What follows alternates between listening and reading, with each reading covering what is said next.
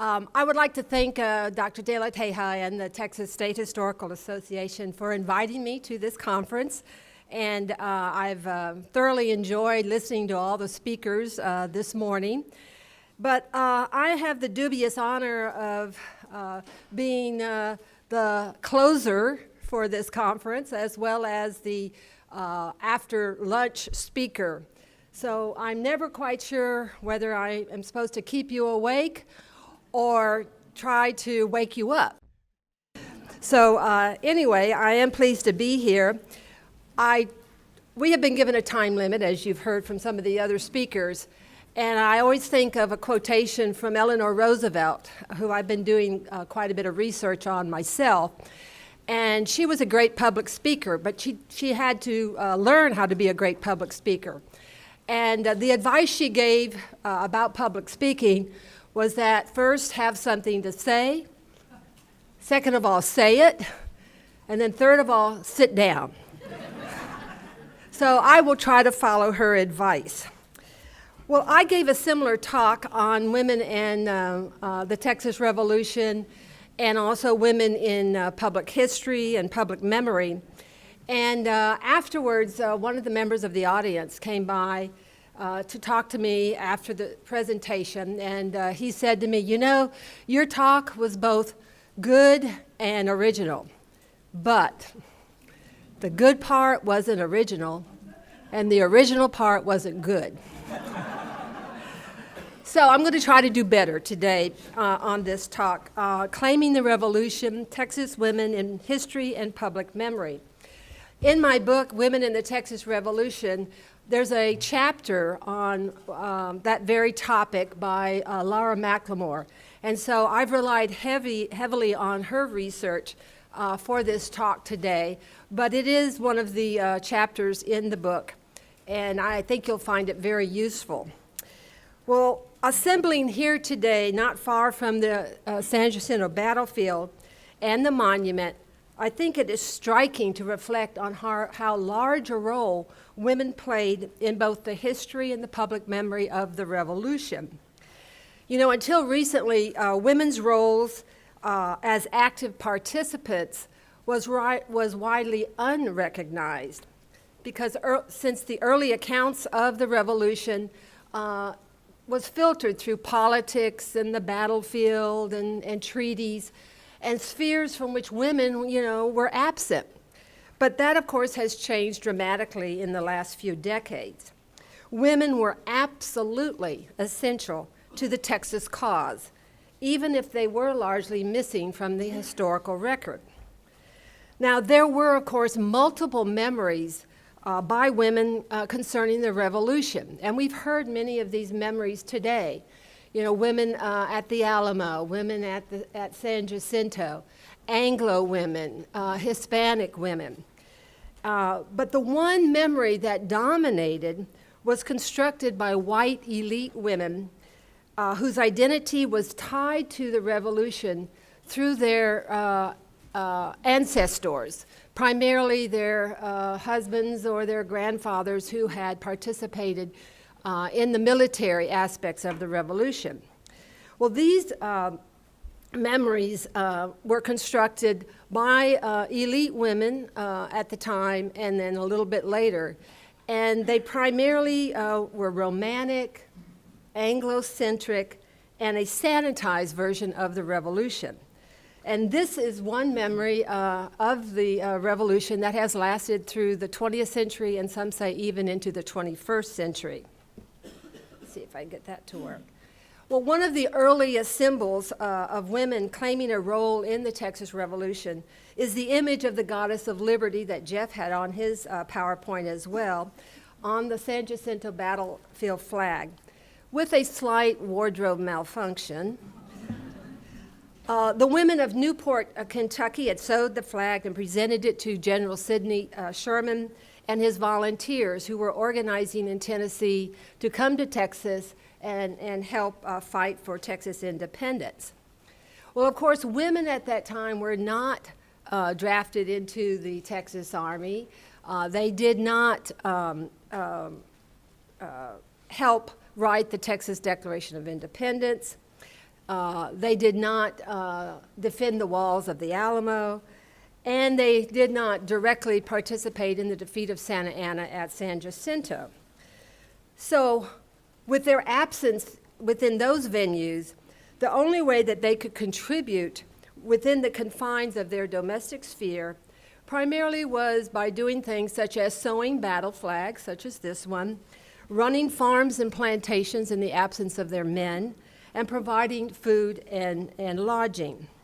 For example, Dilue Rose Harris made bullets in her home for the Alamo, the defenders of the Alamo.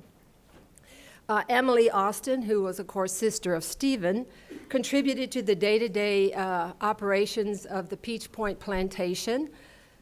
A few other women, Joanna Troutman, actually sewed one of the first Lone Star flags. And, of course, Jane Long hosted the provisional Texas government in her boarding house. And, of course, all of these activities by these women built upon their domestic sphere of expertise. But once the war was over and Texas independence was won, Texas women did even more. They helped shape public memory of the Revolution with great determination, pride, and purpose. By valorizing Anglo sacrifices, by saving the battlefields, and preserving the Texas creation story, they made sure that Texans did not forget the past, one in which the Anglo male culture prevailed as the official identity of Texans. Well, early on, women had a hand in shaping the collective memory of the Texas Revolution, primarily through their writings. For example, Mary Austin Holley, who was cousin to Stephen, she very early on wrote a text called Texas Observation Historical, Geographical, and Descriptive. She wrote it in 1833, and then there was a revised edition that came out in 1836. And it was the first known history of Texas in English, and of course written by a female. And it was a combination sort of travelogue and history and immigrant guide to promote colonization and settlement in Texas. It presented a very positive image of Stephen F. Austin as impresario, and it displayed a bias, of course, against the Mexicans. But she also contributed in other ways. She published a number of key Texas documents that can be used by scholars, and she also interviewed many of the early settlers in Texas. And this significantly will influence the construction of memory about the Revolution. Another writer a little bit later was Anna Pennybacker, and she wrote A New History of Texas for Schools in 1880. And in this textbook, she tended to favor patriotism and civic pride over maybe accuracy and thorough research. And it told a largely romanticized version of the Texas Revolution, in which many of the other groups, the Tejanas and other participants, were largely forgotten. It was adopted by the state, and for over 40 years, it became a source of collective memory for our Texas school children. Well, despite the battle to remember the Alamo, most Texans, and this was interesting to me, that most Texans of the 19th century were content to forget the Alamo during the 19th century. In fact, after the fall of the Alamo, the grounds were totally neglected as a historic site. And later it will fall into the hands of commercial interests and, of course, the U.S. Army. The Alamo laid in ruins for a long period of time, and this is a sketching of the Alamo ruins circa 1848. And you might be familiar with this daguerreotype of the earliest image of the grounds of the Alamo, and it's maybe hard for you to see, but basically it confirms that it was pretty much in ruins, and this is circa 1849. And this is the earliest image that we have of the Alamo. and it's at the Driscoll Center in Austin. So it's quite a treasure. Anyway, even the 50th anniversary of the Battle of the Alamo in 1886 failed to attract very much attention or interest by 19th century individuals. Well, this lapse in historical memory stemmed from several factors. First of all, after the Revolution, the preoccupation with nation building, the Republic of Texas. A little bit later, debate over annexation to the United States. And then finally, the sentimentalism that surrounded the lost cause after the Civil War. Now, that is not to suggest that the Revolution and its heroes had been totally forgotten. In fact, there were 2 Alamo monuments erected during this period in the 19th century to commemorate the battle. And this is one of them. This one was erected in 1841, and it used some of the fallen stones from the Alamo. And it's a very traditional design for a memorial. It's an obelisk, which tends to symbolize strength and power. There are numerous symbols on this monument. There's a wreath, which signifies sacrifice. There's a skull and crossbones, which again symbolizes death for a lost cause. And it stands on a very large pediment, which again represents power and authority. The names of Crockett and Bowie and Bonham and Travis are inscribed on the outside of the base of the monument. It was eventually placed in the old Capitol building in Austin in 1858. Well, in 1881, there was a Capitol fire and destroyed, this monument was lost. And so the Texas legislature eventually appropriated funds to replace the first monument with a second monument. And so another one was placed at the entrance of the new Capitol, but that was 10 years later. And so now we're up to 1891.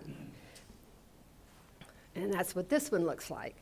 And it's a very massive post-Civil War monument, very stereotypical of the area and of the era. And it shows at the very top, a white Anglo soldier with his long rifle, ready to defend Texas against the invaders. And this monument memorializes the heroism and the vision and virtue of these fallen Anglo defenders. Interestingly enough, both of these monuments, these 19th century monuments, were erected by men, and they bore an incomplete list of all of the defenders of the Alamo. Both of them stand in Austin, far from the fields of battle. Meanwhile, the old mission in San Antonio is still somewhat in disrepair, and of course the battlefield at San Jacinto is still in mainly private hands. And it would be, what's lacking here is any type of historical context. They're in Austin rather than in San Antonio or at the battlefield at San Jacinto. Well, it will be women, primarily elite white women, who will rectify this situation by providing some sort of historical context by putting monuments to these defenders and these soldiers on the exact spaces where the battles took place. And so that they will save the battlegrounds in order to erect their monuments and their memorials. Well, in the late 19th century, a broad-based reform movement known as progressivism, you've probably heard of that, it will usher in an era of the new woman, and here's a grouping of women from the late 19th century. And there are visible signs of their increasing public roles. Typically, women of that era did not appear in public or give speeches in public or do parades in public.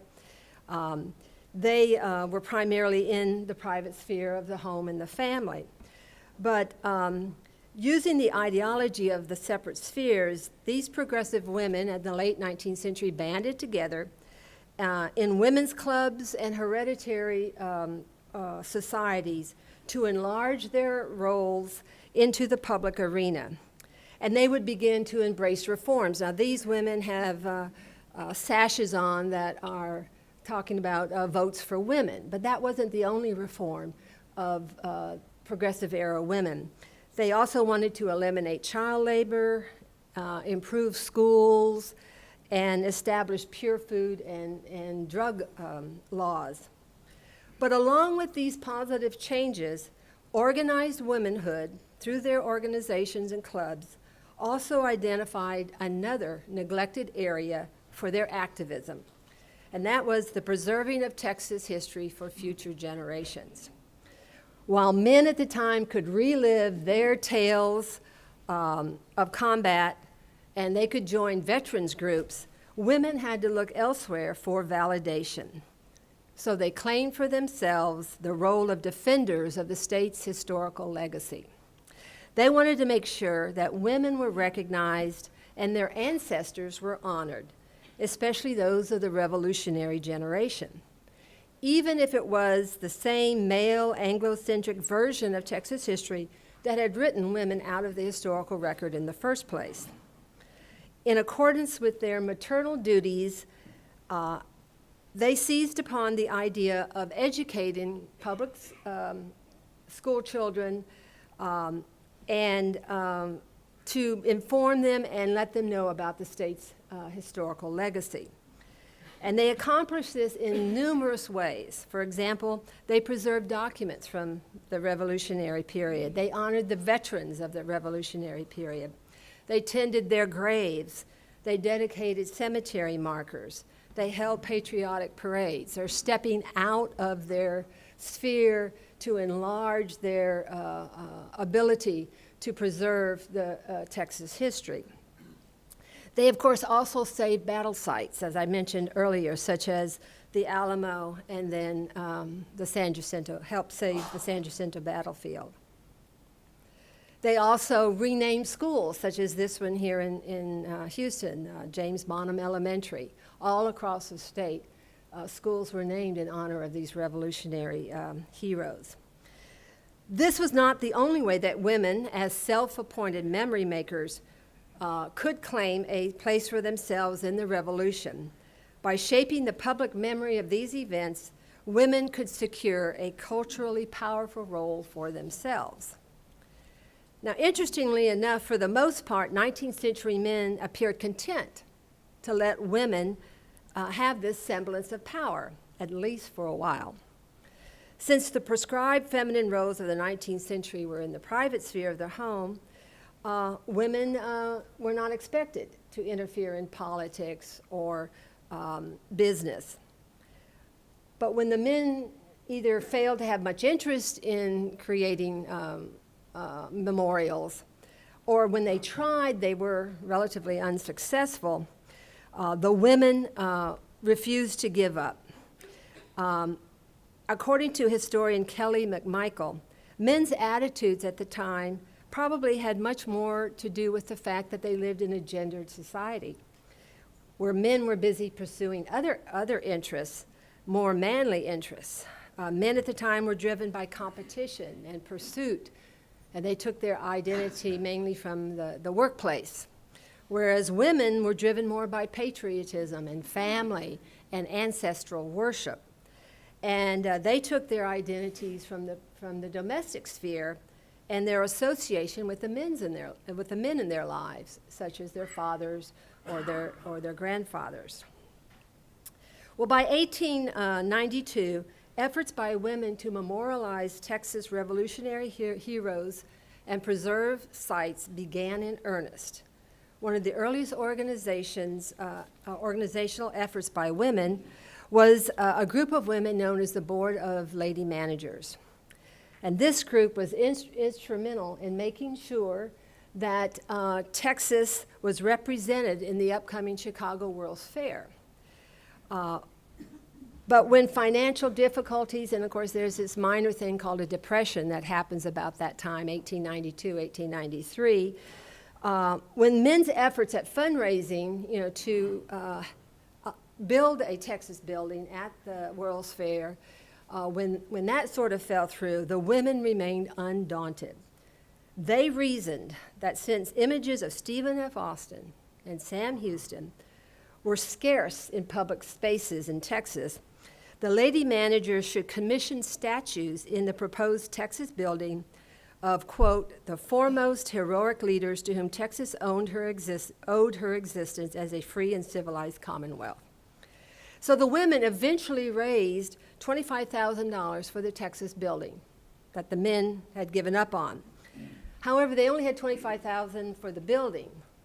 There was nothing left over for the interiors or for exhibits. So fortunately, they were able to commission a female sculptor by the name of Elizabet Ney.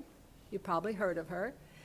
She was a professionally trained sculptor. She had immigrated from Germany to Texas in 1871. And so they were able to commission her to agree to sculpt these statues of Stephen F. Austin and Sam Houston for the fair and do it for free. And so other male sculptors were demanding upwards of $20,000 per statue. They didn't have the money for that. So she offered her services for free and thus single-handedly rescued Texas from the possible embarrassment of an empty building. At the same time, she, as artist, she had artistic control over what these statues were going to look like. And she will help shape the enduring public memory and image of Austin and Houston that will come to dominate the public consciousness of many Texans in the late 19th and early 20th century. Ney both designed and sculpted the statues with an emphasis on the founding period of Texas, the Revolution, and westward expansion. And here are the statues of Austin and Houston. Both are immortalized as hardy pioneers. They're both dressed in buckskin. Austin is holding a long rifle and also a map of Texas for future, expansion perhaps. And Houston's also dressed in buckskin. He's depicted as both a statesman and a soldier, and he's holding a sword, which you may not be able to see quite clearly. And these statues were eventually placed in the Hall of State. But her vision of Texas and the Revolution was manifested in these statues that were eventually found their way to the fair and then eventually placed in the Hall of State in Washington, as well as copies in Austin. About the same time, one hereditary group of Texas women produced many female figures who were dedicated to the promotion and preservation of the memory of the Texas Revolution. And this, of course, is the Daughters of the Republic of Texas that was founded in 1891, founded right here in Houston, at the home of Mary Jane Briscoe, whose husband was a Revolutionary veteran. And at their first meeting, the first president of the DRT was Mrs. Anson Jones, or Mary Smith Jones, on your left. And she explained what the purpose of the group would be. And I quote, "The future of Texas is in the hands of her sons, who, dazzled by the splendor of the present, have forgotten the heroic deeds and sacrifices of the past. But it is not so with woman. Surrounded by the history of family life, it is her duty to keep alive the sacred fires of tradition. Let us leave the future of Texas to our brothers and claim as our province the guarding of her holy past." Well, as a DRT founder, and of course Mary Jane Briscoe, the other woman here, Mary Jane Briscoe, along with her daughters Adele and Jessie, They concentrated their efforts on guarding Texas's holy past by preserving the San Jacinto battlefield, where victory was achieved. Briscoe was also an honorary member of the Texas Veterans Association that had originally purchased the first 10 acres of the battlefield that would be set aside as a state park.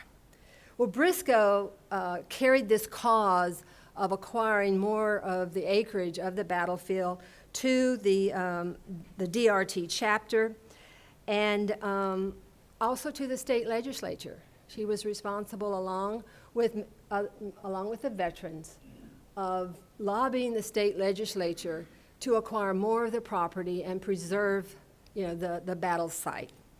State Representative L.D. Hill credited the women for the success of, quote, the first appropriation bill to purchase the ground where Texas liberty was won. Further, he thanked God that the women of Texas can always be trusted to lead in all their great reforms and patriotic movements.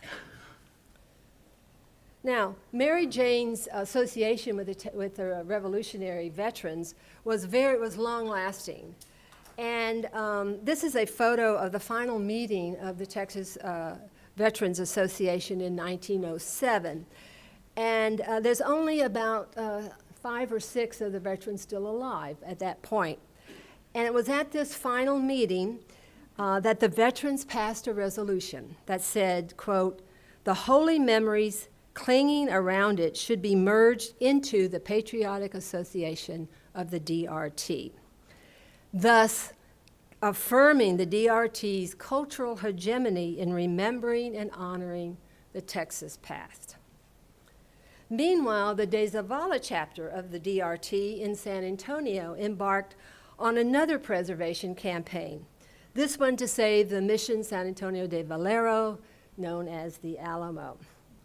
Earlier, the woman on the left, Adina de Zavala, who was the granddaughter of Lorenzo de Zavala, began her lifelong effort to preserve historic places and patriotic traditions. Her zeal for the preservation of Texas history was a more inclusive vision of the Texas creation narrative. And it included the contributions of not just male Anglos, but also the Spanish and the Mexicans.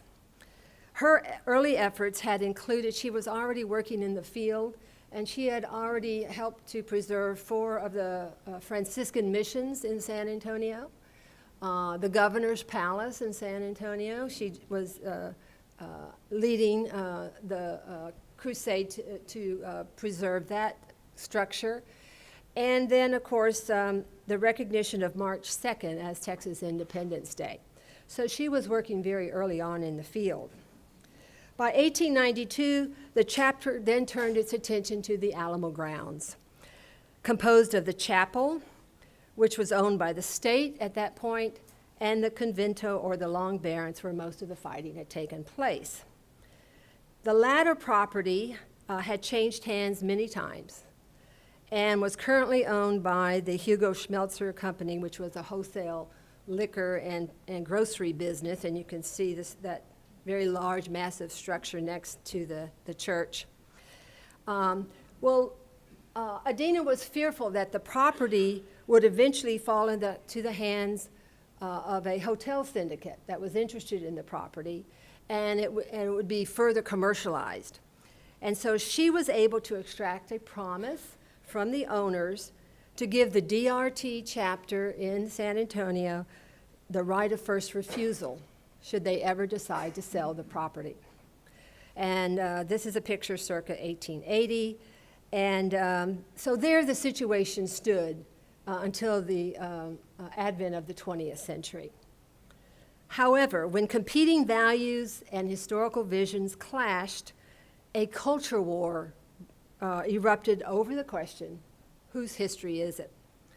2 factions led by Adina de Zavala and Clara Driscoll from Corpus emerged within the DRT, both claiming rights to the grounds, and they engaged in a very public battle that became known as the Second Battle of the Alamo, over the preservation of the site.